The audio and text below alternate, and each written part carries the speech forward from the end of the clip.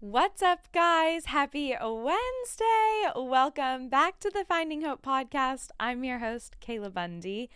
Before we dive into this little episode, I want to stress there has been a new documentary released on Netflix. I'm not promoting this at all. This is just genuinely because I want you to see it. It's called Dancing for the Devil.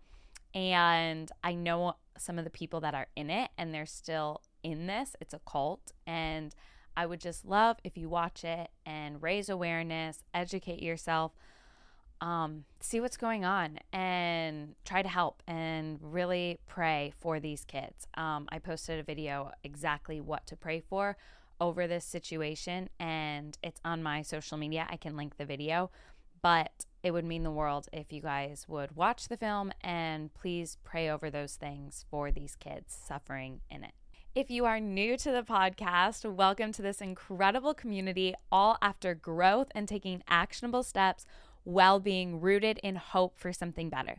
So the whole premise of Finding Hope is that we are finding a better alternative to what we're currently going through, and we're rooted in a belief that there is something better, there is something greater, and we're going to figure out how we can walk in that fullness. Today, we are going to be talking about 3 reasons why you are stuck.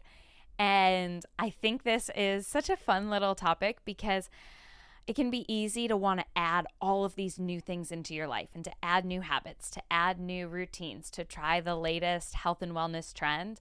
But sometimes we really have to actually identify, well, wait, what things do we need to start taking away? Because sometimes adding things on makes it a little bit more overwhelming when we really need to address, well, what are the things currently in my life that aren't serving me, and why am I stuck? Even if I were to add all these new things, sometimes you still end up stuck. So we're going to do a little deep dive into the 3 reasons why you are stuck right now and how to have actionable steps to get you out of that place. The number one reason most people end up stuck in life, in their careers, in their relationships, in just accepting where they're at and being content instead of striving for more, is because they feel overwhelmed. I've been there. I totally get it.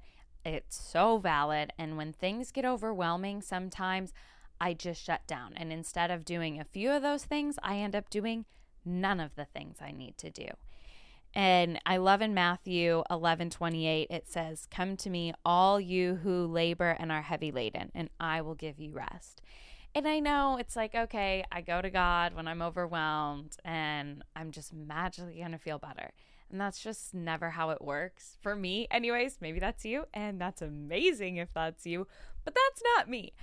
However, I've learned that actually coming to the Lord when I am overwhelmed, it's not in a way where all of my problems disappear. All the things that I'm feeling anxious about and feeling like I can't steward well just disappear. That usually doesn't happen. But I do find rest, and I do find peace and a desire to push forward instead of shutting down when I bring it to the Lord. And almost every single time I've had an insane week and I'm super overwhelmed, and I'll be talking to my mom on the phone and just telling her all these things that I have going on. And when I actually come to the Lord and I'm like, hey, God, I'm so stressed right now. I'm so overwhelmed. I don't know how I'm going to do all these things. I don't know how I'm going to get through it. Like, please give me strength. Please give me an insane amount of energy, an insane amount of focus, an insane amount of drive, and help me to push through. And it's crazy because almost every single time I've ever had those moments and I do bring it to the Lord, it's not like my problems go away and the tasks go away, but I'm able to execute them in a way that doesn't exhaust me. It doesn't take away from my energy. It doesn't overwhelm me. I actually look back and I go, whoa, I did all that. That was crazy. That's amazing. I actually accomplished every single thing that I needed to accomplish. And so I think when the Lord says, come to me, all you who labor and are heavy laden, and I will give you rest, it's not I'm saying I'm just going to take everything away from you, but I'm actually going to provide rest for you in it. And you're going to be able to execute it in the ways you need to and have the resources, have the clarity, have the mental power and energy to execute whatever it is that's overwhelming you. An example of this is when Elijah is in despair and he is kind of running and he stops under this tree. And this is what he says, which I think is kind of funny because I know I can be so dramatic. And it's so funny when I look in the Bible and I see how dramatic they are as well sometimes. And so this is Elijah that it's talking about in 1 Kings. And it says, "But he himself went a day's journey into the wilderness and came and sat down under a broom tree. And he asked that he might die, saying, 'It is enough. Now, O Lord, take away my life, for I am no better than my fathers.' And he lay down and slept under a broom tree."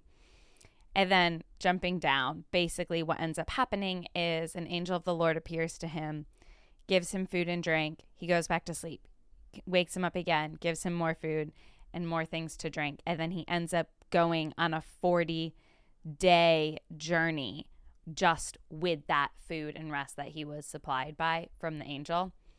And I want to talk about this because I think it can be so, like, it's funny reading, like, okay, yeah, he's a little dramatic right now. But honestly, that can be so true. When we feel overwhelmed, I know a lot of times we just want to shut down and we're like, God, I'd rather just not have to do anything. It feels better and it seems like it's more peaceful to just not exist, to not have to deal with this, to not have to press on. And when we let the Lord give us rest and we let the Lord strengthen us, him in his own strength, he made it a day. He made it one day. And then he laid down and he said, I'm done. I can't do it. And then when the Lord strengthened him by 2 meals, essentially, he was able to continue 40 more days. And I think it's such a cool depiction of really when we let the Lord fill us and strengthen us, it will surpass any ounce of strength and motivation and determination that we could muster up in ourselves with our flesh. And so when you feel overwhelmed, it's so normal to be like, I'm done. I want to check out. But that is exactly where you can either stay stuck or you can be strengthened in a way that's supernatural to execute everything you have in front of you. The action step for this is to prioritize tasks and focus on one thing at a time, and practice calling out to the Lord and giving him your anxieties in your prayers. The last action step is to really take a Sabbath, take a rest day. I could do an entire episode on this, and I probably will at some point, but it is so vital and crucial to take a rest day, have a Sabbath. And briefly what I mean by that is have one day where you only pour into yourself. Whatever gives you rest, whatever fills your cup, you do that. If that's walking, go for a walk. If that's sitting and sleeping in a little later, sleep in a little later. It is where you let yourself just bask in God's presence and you let him fill you without exhausting yourself. I want you to ask yourself, what are the responsibilities in your life that are overwhelming you right now? And write them down. And then try to identify how you could prioritize the tasks to make it more manageable for yourself. The second reason why we can end up stuck or feeling stuck is a lack of direction and clarity. Christian or not Christian, I know I've been so stagnant at times because I'm waiting for an answer. I'm waiting for another person. I'm waiting for God to direct me. I don't want to take action on my own because what if it's the wrong action and I'm waiting to hear his voice? Or I get consumed with waiting for a job to contact me back, for a person to let me know their schedule to see if I can line it up well. And I want to emphasize, every single time I end up getting a little frustrated because I don't do what I wanted to do, it's always because I'm waiting for somebody else to give me that green light. And when I just give it to myself, it's amazing. All the things you can actually do. And God will redirect you, because I think I see a lot of people not take any action because they only want to go where God's calling them. But sometimes if you don't hear God's voice and he doesn't give you a clear direction, he's probably giving you freedom to choose. And when you start taking action, he'll guide those steps. When he called his people to different lands, to different places, on different journeys, he didn't always say, you're going to go here, here, here, and here. He would say, I'm leading you to a land. And they would get up and go. And that was it. And they took the path they wanted to take. They went the direction they needed to go. And sometimes they would go, and then God would say, actually, we're not taking that route anymore. Turn around. We're going around this way. And if they never went in the first place, God could never even redirect. And so I think it's so vital to not get stuck in waiting for a green light. Proverbs 3:5-6 says, trust in the Lord with all your heart and do not lean on your own understanding. In all your ways acknowledge him and he will make your path straight. When we are trusting in the Lord, I think this verse can get a little twisted into, okay, well, I shouldn't lean on my own understanding. I need to sit and wait. And really, I think he's kind of saying, when you trust in me, I'm going to direct your path. When you give it all to me, I'm going to direct your path. And when you have a heart that is seeking the Lord, trust knowing that, hey, you have the Holy Spirit in you, and just start taking action. You'll feel where you shouldn't go and where you should. And that is something I've really learned, is when I don't take any action, I really can't feel where I'm supposed to go and where I'm not. But when I start taking action, even if it's the wrong action, then I see, okay, that was not it. Great, now I'll try this. Whereas by never moving, that's truly what you're doing. You're not moving. You're staying still, and you can only do so much in stillness. And I think there's such a danger in inaction, because I really believe that is a huge way the enemy can keep us from living out our callings, our purpose, letting God work in our lives, is feeling this fear of, oh, well, what if that's not where God's calling me? And I need to wait on the Lord, or I need to wait for that person to give me permission. And I think it's just so dangerous. And it's so funny. I was at this event, this fitness event, like a month ago now, and I was talking to a friend, and I had recently met him, and we're talking, and I was telling him all of my plans for this year. And I guess I haven't really said anything to you guys, but I'm basically planning on traveling a lot this year, in summary. And they're places I've wanted to go the last, 5 or 6 years of my life. And he said to me, he's like, why are you going by yourself, or do you have people going with? And I'm like, no, I'm basically going by myself. And he was like, why don't you just get a friend to go with you? And I said, because I've wanted to go for 5 years, and I've waited on friends to go with me for 5 years. So at this point, I'm just going. And he was like, that makes so much sense. And I told him, I said, in every single thing I've done in my life, when I wait for other people, when it comes to work, when it comes to traveling, when it comes to fun, when it comes to anything I want to do, when I'm waiting for other people to join me in that, I'm never done waiting. I'm always waiting. And so I was like, I've really learned over the last few years, if I want to do something and if I want things to happen, I just need to do it. And I'll meet the people on the way. The people will come to me on the way. But if I'm always waiting for them to come to me before I make that first step, I'm never going to take that first step. Whereas once I start taking the steps, God continues to provide each one in front of the other. So I encourage you to take small steps that require action. Also, while you're waiting, an action step is to start growing your mind. Any single time I've been in a waiting season, this happened a few years ago, I felt really stuck, and I felt like I had all this motivation. I had all of these dreams. I just did not know how to get anywhere I wanted to go, and I felt like I was doing everything I could, and I didn't have any clarity, and I didn't have clear direction at that time. And so what I did is I just tried so many new things. I started reading books I've never been interested in. I started listening to podcasts I never was listening to. I started doing random fitness challenges. I started doing all of these new things for me that pushed me out of my comfort zone, that was unfamiliar.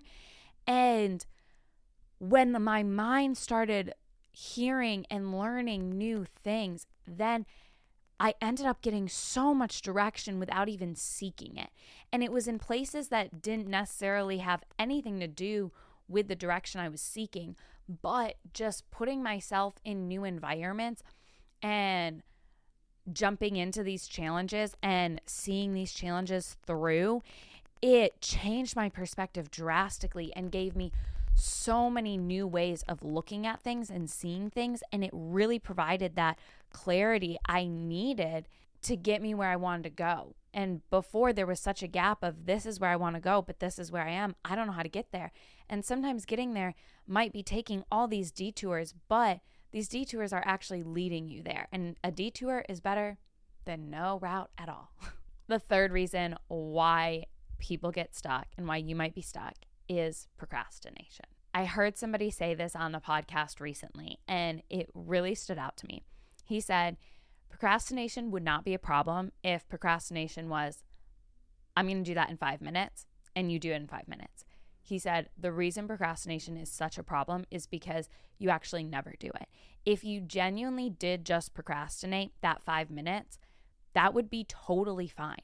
But when procrastination turns into tomorrow, 2 weeks from now, a week from now, and that timeline just keeps getting pushed and pushed and pushed, that leads to feeling overwhelmed, that leads to a lack of direction, and then it comes back down to procrastination. And so when you feel tempted to procrastinate something, I really want to challenge you to just sit down and do it right there and then.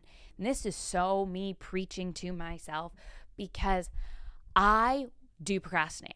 I know I do. And especially those of you who have ever tried to contact me when it comes to texts, calls, messages, anything, does not matter the relationship I have to you. You could be my family, my best friend, anyone. I really procrastinate in my responses. I can get a message and I'm overwhelmed and I'm doing all these things. And I tell myself, I'm going to get to that later. I'll respond tonight. I'll respond in 10 minutes. And I never end up responding. And then months will go by. And I'm like, hey, sorry, just now seeing this. And it's not true. It's because I totally procrastinated. And then it went on so long that I felt like I couldn't say anything and I couldn't do anything. So this is so me preaching to myself. I'm not attacking anybody out there. I know that this is also what I need to hear. So let's not let procrastination get us to the point where we don't take any action and we keep prolonging the actions that need to be taken. Jonah is such a good example of what procrastination can look like and the dangers of it. He did not want to do what God had called him to do, and he really tried to procrastinate his way out of it. And if you know the story, you know he ends up getting swallowed by a whale, and he's in the whale's belly for a few days while he's kind of wrestling, okay, I need to actually take action in this. And thankfully, we don't live in a time right now where we get swallowed up by a whale when we procrastinate. But that doesn't mean that the consequences aren't as severe. And a lot of times in my procrastination, I experience those consequences. I experience a lack of getting where I want to go. I experience losing relationships. I experience missed opportunities. I experience making my situation worse. There's so many things that come along when I procrastinate that not only keep me from my goals or keep me from improving that relationship and the things that I want to actually do, but procrastination adds so many other things to your life that never needed to be there. And when he got swallowed by a whale, that was something in his life he never needed to go through, but his procrastination led him to that. And when I procrastinate, there are things I never needed to go through. And when I procrastinate in making life changes in my nutrition, in my diet, when I had done that, I added so much acne, so many sicknesses, so much fatigue, so much inflammation, so many injuries to myself. And when I finally actually stepped into making that dietary change, I experienced an insane amount of benefits. And that's just an example, but there's so many things in my life where when I have procrastinated, and even in healing through traumas or even addressing my mental health, I experienced so much more hurt in relationships. I experienced a way worse relationship with my family. I had so much anger. I had so many things that I never needed to have because I was procrastinating my healing process. And I didn't even know I had anything to heal from.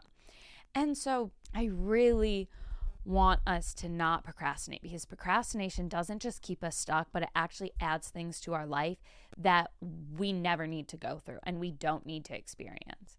In Matthew 25, it talks about the talents and how the master gave 3 of his servants a different amount of talents, and how how 2 of them multiplied these talents and 1 of them buried it in the ground. And when he returned, the one who buried it in the ground never needed to experience getting cast out, getting everything taken away from him. That was something he never was planning on ever going through. Yet because of his procrastination, he had everything stripped from him. Whereas the ones that didn't procrastinate, that took action, some took action better than the others, but they both took action, they reaped so many benefits. And so when we procrastinate, we actually strip ourselves of so many blessings. Action steps for breaking out of procrastination is, I want you to break your task down into smaller, more manageable steps. Set specific time-bound goals and deadlines, and hold yourself accountable by sharing these things with other people. I know personally there's some times where I want to make changes and I purposely won't post a story, or I won't post it on social media because I don't want to have that accountability. And anytime I have that thought process, I'm like, that means I probably am not even going to do it. That means I'm already setting myself up to fail. So push yourself to tell people that it's kind of scary for them to know, and it's uncomfortable maybe for them to hold you accountable.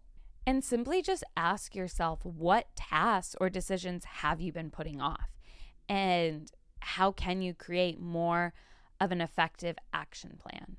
So I'm so excited for you to be able to deal with feeling overwhelmed, be able to have a lack of direction, be able to feel procrastination, but not let these things keep you stuck, because these are all things we're going to experience. It's not like they disappear from our lives for the rest of time, but we can actually identify them and push through them and let them not keep us from the fullness that I believe God intended us to live in. I would love if you guys want to share your goals and the things you want to improve on and the areas in life you feel stuck in. You can always DM me on the Finding Hope podcast. I love talking to you guys over there, and make sure your notifications are turned on so that way you always know when there's a new post and a new episode. I love you guys so much. As always, I'll talk to you next Wednesday. Bye.